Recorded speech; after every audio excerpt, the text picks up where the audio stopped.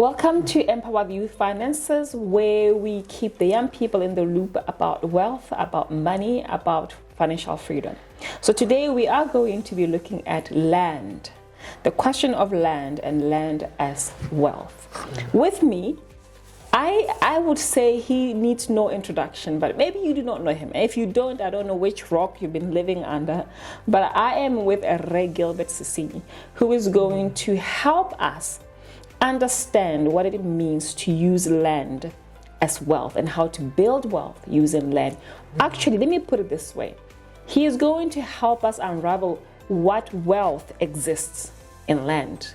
So I'll ask Sesinyi to introduce himself before we tackle the questions that we have for him, for you to get a better understanding what land is, what land rights are, and all the other intricate things that come with land in Botswana that we've been experiencing, for you, young person, to make informed decisions when it comes to land, for yourself and for your parents. Over to you, Sesinyi. Thank you, my sister. My name is Gilbert Sesinyi. I'm a registered land surveyor. And a registered land surveyor typically in terms of profession.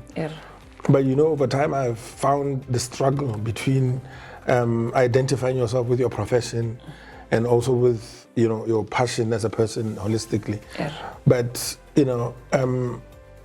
professionally I'm a land surveyor, but I've of late become like a land activist. I don't know what I am.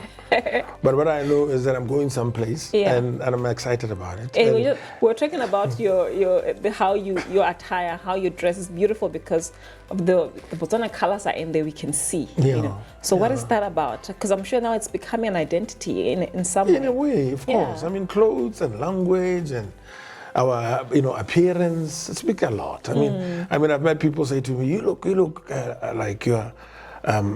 African, you look like you're from Nigeria or some, because of the type of dress and the type of clothing. And then I look at them and I think, but they look European. But it doesn't seem like I'm supposed to say that. Right? Because we I do look European right now. You're totally European. Everyone here looks European. Yes. I'm the only one looking We've African. been Europeanized. Yes. And that's why the whole thing starts. It's a self-awareness process that one engages in on different spheres of life. So I have been blessed to study land professionally. And, I owe that thanks and gratitude to my father who had lived the life of the early years of our independence and had seen the deficiencies and determined what he wanted to do something about it. I mean, it's a frustrating thing not to know. Right. And I just wonder sometimes how our grandparents, what they went through, having to deal with a sophisticated world where they had no knowledge at all. Young people should really be taking advantage of the gains. I mean, we've come a long way into understanding a lot of things. And if we don't utilize it, it's like we're not grateful. Right. We're not grateful for our parents' desire. Because they believed in school there must be the secret, but school also. That's true. It's a very funny. That is true. Yes. It doesn't make you. Right. And that's why Empowered Youth Finances actually, it seeks for in case you went to school and you didn't get what you needed to get to survive in this economy, this world economy. Maybe now you can get some information from Sesinyi when it comes to land. Because you always speak about how land is wealth, or there's wealth in land. And how is that? And that's why it's like, then young people need to know this. Actually, citizens need to know this. What does that even mean, land as well? As well. We were put to sleep in the annals of history. Our parents were put to a particular condition of just not being alert to life. There's no other wealth other than land.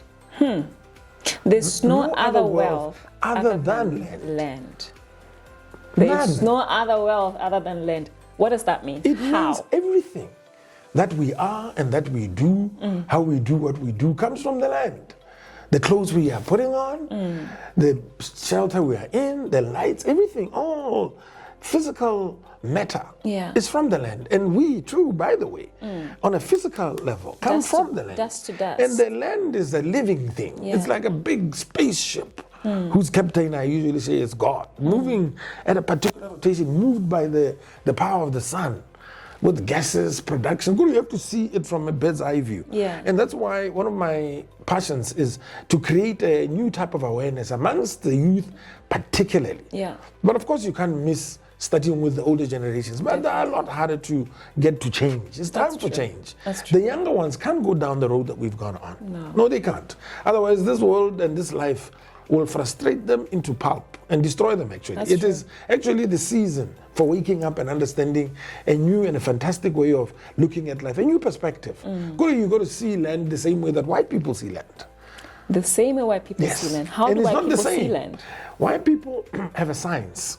They have developed a very advanced science. Okay. And, even when they came back in 1885, imagine when they arrived there, they already knew the art of land surveying, of how to measure and create titles. Yes. They knew how to be able to go into the earth and study what is in it, that they could extract what you call minerals and mining. And they had all that. Imagine we were just, at that stage, we were just like roaming, we were called hunting and gathering. Yeah. I think we had fallen from grace. I think we used to have this science. That's why historically we have been made. No people in their right mind can go to sleep on the beauty and the wealth of the earth. No. Right. No. Right. So something it's not normal. there. Something must have happened. So now to disconnect. In white people seeing and using land and creating wealth from land, you always speak of developmental plans or development plans. Yes. And you always say people need to know the development plans. Yes. Please, what is a development plan? I just start with the development plan because it is the most literal. It is the most obvious. Yeah. Honey, you should know about your land. You should know many things about your land. I mean, earlier I spoke, I imagined I would talk about maybe things like the Tropic of Capricorn, new appreciation of what this great astronomical feature is. I don't have an appreciation of that. So maybe, really, I don't. See, this is the reason. It's because the school system will just teach you topically and make you like trained enough to be able to fit in an economic system and just function like a robot, so to speak, like a circus elephant. Where you are not like a critical, innovative, creative thinker. So when you see things like the Tropic of Capricorn, another eye will look at the Tropic of Capricorn and wonder, what is it? And what it is it's a latitude, a certain latitude. It's 23 degrees something. I won't get into that, but it's a certain latitude in which, in the summer solstice, which happens on the 22nd day of December, the sun has moved the furthest from the earth and has inclined itself in such a manner that it shines specifically only on that meridian that day. And it evokes an energy around that particular latitude. Okay. That is unknown, and it does things, and I'm pretty sure maybe even our forebears used to know something mysterious about what happens there. But the astronomy of it is such that it is a feature that generates a unique energy. If we knew what is good for us, there. On the 22nd of December, you can miss that. 22nd of December, but who knows? Who promotes?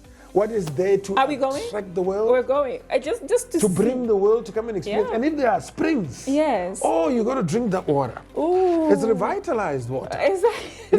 Yes. If you would have a spring. In that area, and this latitude runs across the whole country. We only see it on the A1 by what we call Tropic of Capricorn, where they are doing a lousy job of promoting it. Oh man, you don't know what you have. But if you go through the country, imagine, it's called intrinsic value. Imagine when you can explode that and give it the light of day. What kind of money you start making? What kind of money you start making? The value is in the land. But you notice I say what kind of money you start making?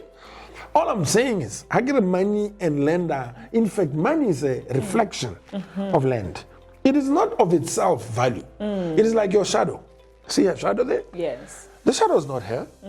The shadow is evident that she's there. That she's there. So that's what money is. It's evidence that there's value in the land. It's a measure used by the financial institutions to manage us according to our activities on the earth. That's all it is.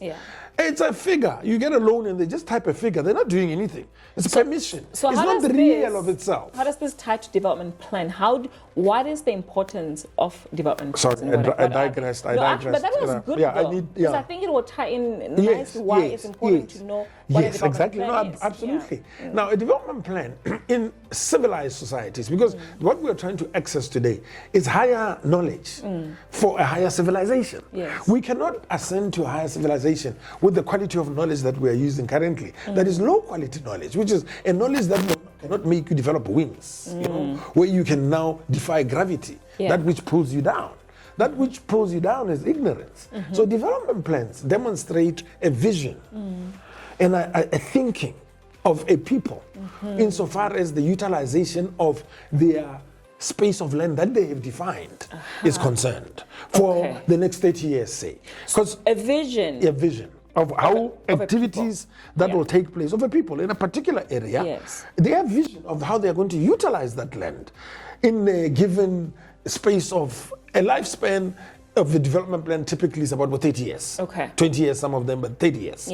So that within that 30 years, as it unfolds, we know what we know what for example, if you take Pakaland, just to give you, because it's a newer development plan that you can maybe relate to or many people can relate to. It was just a farm. Cattle farm or whatever it was, sitting there, nothing happening as much as what is happening now. And then it was determined, we're going to urbanize this farm. And then they drew up a development plan. It is a development plan that has got a time frame. In the development plan, they created zones where people will live, streets, plots where churches would be, shops would be, where the roads are going to go. And you know how this industrial place is going to be, where you know all the different land uses, where there's be offices, whether it be hotels, whether it be the golf estate, whether there be some other estates of different forms. So in a development plan, you can put in so many features. That's why other countries are more fascinating, because their development plans are so dynamic. They allow the multiplicity of use. And synergistic land uses, not just and just do crazy chaotic developments. So even villages have development plans. So Mao on a development, for example. When we woke up to how the white man does how he does, that I call it the white man, meaning the advanced countries, because they're leading in this. Well, I mean, the brown man is corrupt too, and Saudi Arabia and others are doing pretty well. Anyway, so yes, the villages, when we woke up now, we started realizing, hey, the way we are doing what we're doing is not planned. We just settle. If you really look at our plots and the triangular rhombus, kites, you know, we don't have like streets, proper access where we can. So we got Radira, just walking, poor black man, just walking, you know. I want to put myself here. He's been asleep, you know, but he's waking up. And this is why we need to encourage him to wake up, because it is his time. So what might buy nothing basically when you have a development plan? No, you can't. And your people know the vision of the village because you have a development plan. That is, the development plan creates a regularity, conformity, symmetry, proper flow, proper designs that speak to the day and age we're living in. Where you can draw bridges, and do a nice setup. We've got, you actually obliterate, phase out the village in place of. That is what is happening in most parts. Urbanization and development, basically. Exactly. Get these plots. Whose responsibility is it then for people to know the development plan and actually follow the plan? The responsibility obviously lied with government and the governmental sector, because they are the custodians of these plans, and they should take the interest of leading. But unfortunately, what has happened is that the government itself, or people in government, don't have that quickening. It hasn't happened. This is what we are trying to activate now. They saw these things, and that's why there's a lot of days where Brother Gilbert is concerned, where people are almost like, just what is he saying? But the message is so timely. It is the message of the time. It is the only thing that will bring the kids back to life. Now, just to conclude on development plans, one thing that you can say to a young person, what is it that they need to do next week about when it comes to development plans? They must go out and seek development plans of the areas of interest and where they reside. Also, wherever your home village is, if it's a home village, you better get the development plan of your home village. That you better do. Yes. Because if not, then you are just a donkey in the dark. And we are trying to get rid of the donkeyness. We are trying to get rid of the And so that now you become a real person. Yes, yes. A knowledgeable person. Where you will have respect of your peers and the government will respect you back. Yes. And the information is there. And it was paid for by your taxpayers. A little expensive, I must warn you, but some of us who are activists have it. Yeah. So we're trying to form clubs to share. We have quite a lot of it. Yeah. And we try to, in groups where we are, it's expensive though. But because I've been saving for like 28 years, I've accumulated it. And I don't know what I'm doing, just hoarding information in a country that is going down. Yes. You know, so in fact, we should be in one room. Yeah. Anybody who has others that I don't have. Because I think I got about 70% of the country. Anybody who's got the balance of the 30%, please. So we cap it. Amen. But they've got it in government circles, the geospatial, something. It's not happening. We formed our own Botswana Geospatial Revolutionary Club. Amen. Just informally, because we have the necessary excitement. Yes. We are totally pregnant. And you need to be pregnant so that you can give birth at some point. But you know what? If you don't have the money, you can also leave and go get these development plans, because then you get to know, because your plot could be a commercial plot. You could be actually next to tropic Capricorn and get to know about those. Right. Now, in fact, but you need to know, you need to get the information. What we'll start is just say to the young people, group yourself in a group. Contact Brother Gilbert. I give you my number. I'll offload 70% immediately. We will. And that 70% is worth it's like giving you 300,000 instantly. Yes. Because that's what it'll cost you to go and buy it. All right. We'll be right back.